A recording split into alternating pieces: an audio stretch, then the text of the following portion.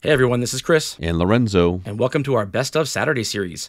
Now that we have hundreds of episodes, we get a lot of listeners asking us where to start. So we'll be selecting some of our most popular episodes to share each Saturday from our years of podcasting. We hope you enjoy it. No role plays, just real.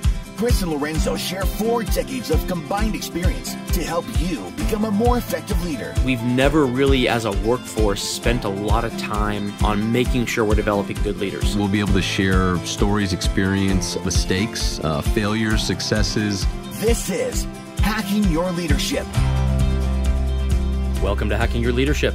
I'm Chris. And I'm Lorenzo. And Lorenzo, on today's episode, I want to talk about the difference between managing and leading. These are not semantic words here. They mean different things, though I think a lot of people use them interchangeably. And there's nothing wrong with that. I'm guilty of it too, of using one word versus another when I really mean the other. But when you really get down to it, there are actual differences in the job of a manager versus the job of a leader, and they aren't semantics.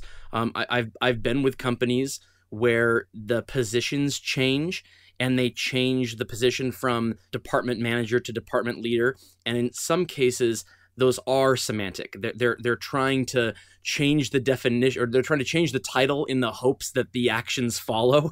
And that rarely works. But in other organizations I've been at, they really mean something. The role changes and the responsibilities of the role change. So, speaking, I know in your career, you've been in management positions and you've been in leadership positions. What do you think are the kind of the core differences between the two? And do you think it's important to make the distinction? Do you think they're both important to do? Yeah, absolutely. I immediately think of the idea of people say like you manage a process and you lead people, and kind of that type of vernacular.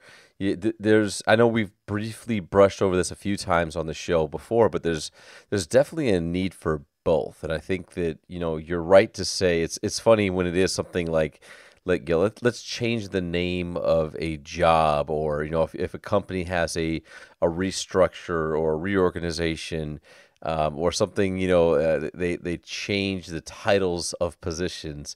And you're just like, well, no, that's exactly the same job. You just changed the name. Like what? That's right. That's not how this works. That's not how any of this works. If you build it, they will come, man. Change the name, and they'll start acting different, right? Exactly. Yeah, we've changed the name of this job from project manager to really cool guy and leader. Yes. And it's like, wait a minute.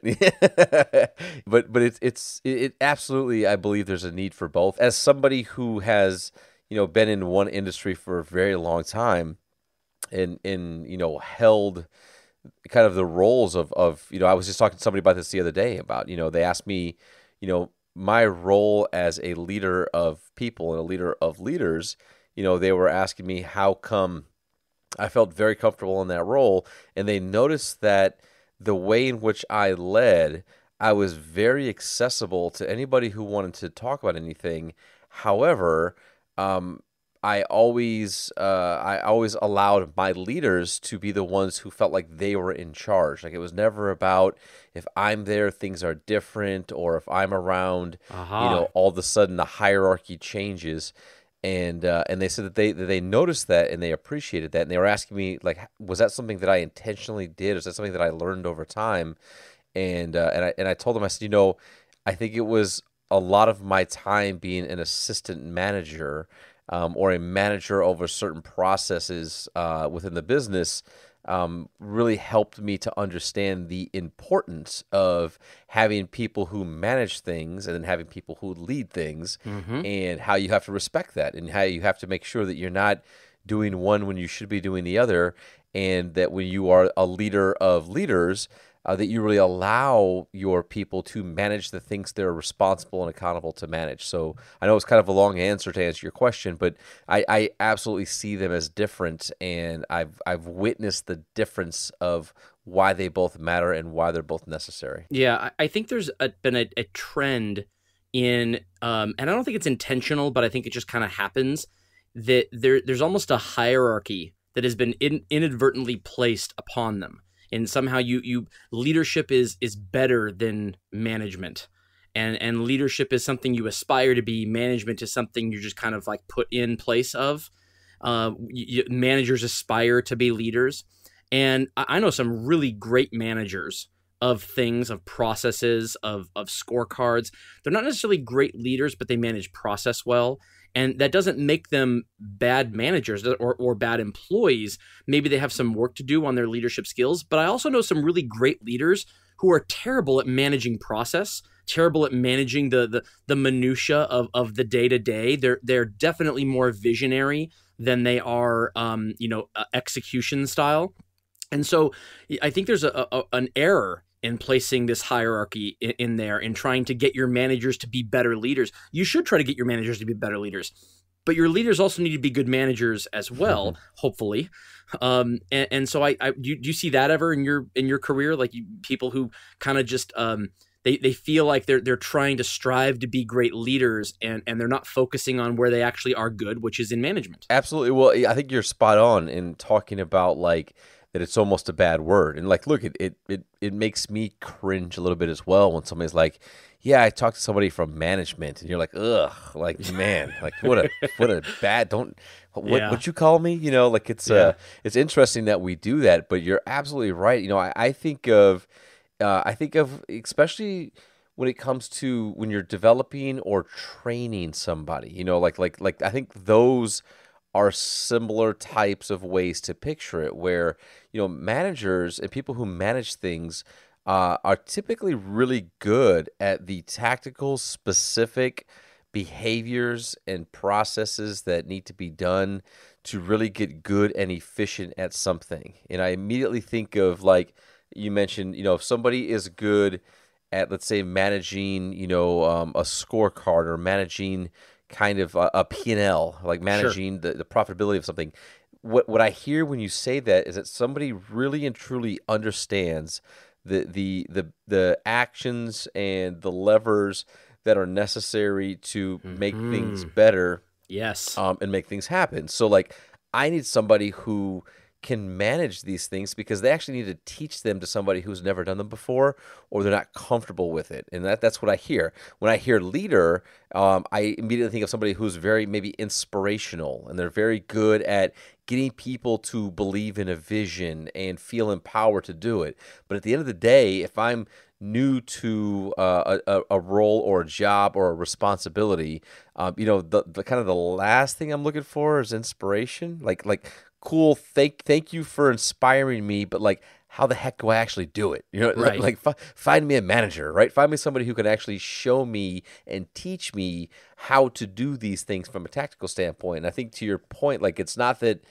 leaders can't do that. It's just that it takes a certain ability to really break it down for somebody, be patient with them, role model it for them, and teach them how to do things. And for me, I think that's where the value of a good manager comes in, is that they're able to do that and teach the ways of things tactically. Right. And hopefully if you're a great leader, you probably have, so to use the example of your P&L example, hopefully if you're a good leader, you know what your P&L looks like and you know how the basic functionality of it works. But maybe there are people who report to you that know those levers better and know where to move things around better than you do. And that's okay, because you've surrounded yourself with the people who are good at doing that. And to be quite honest, the people who are good at doing that, they typically like that thing. They typically like sitting there and poring over that Excel spreadsheet and going, okay, if we move this from here to here, we can get some good movement out of this line item on the P&L.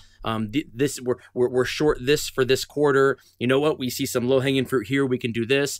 The people that I know that are really great leaders, that are really inspirational leaders, that stuff is just draining to them. They don't like sitting behind a desk and doing that for a long time. And so there's a part of there's an objectiveness to the management role. There's a whether or not they manage something correctly is very easy to define. You look at the result and you say either yes they did or no they didn't. Leadership is a lot less quantifiable and is a lot more subjective. And so depending on where your comfort zone lies, you may find yourself gravitating more towards wanting to, be in the space of leading versus managing, or vice versa.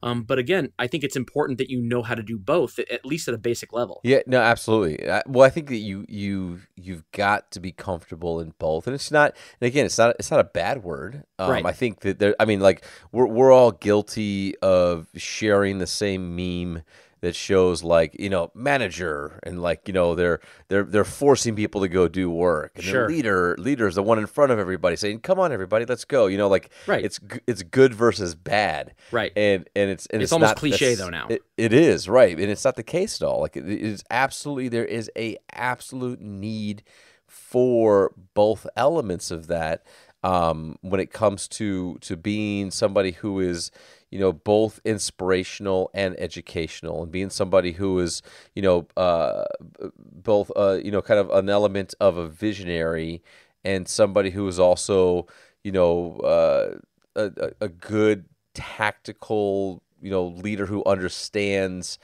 how to role model and show somebody something.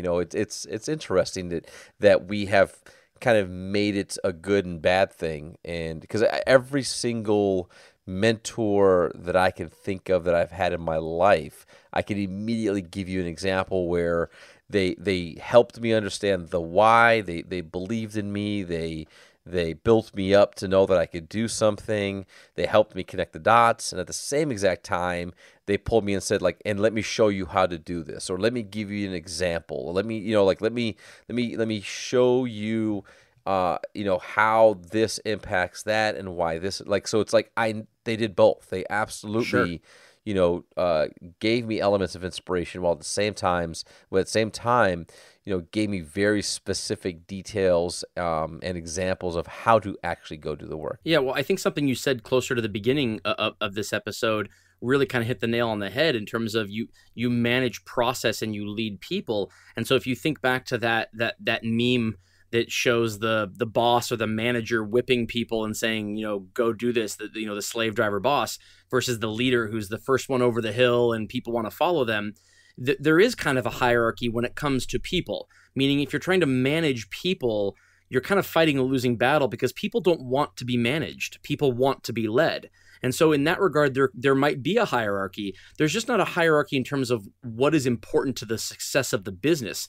Great management is every bit as important as great leadership in any business. And if you lack great management and you're full of great leaders, you might have an inspired team who doesn't know how to do anything. And Right.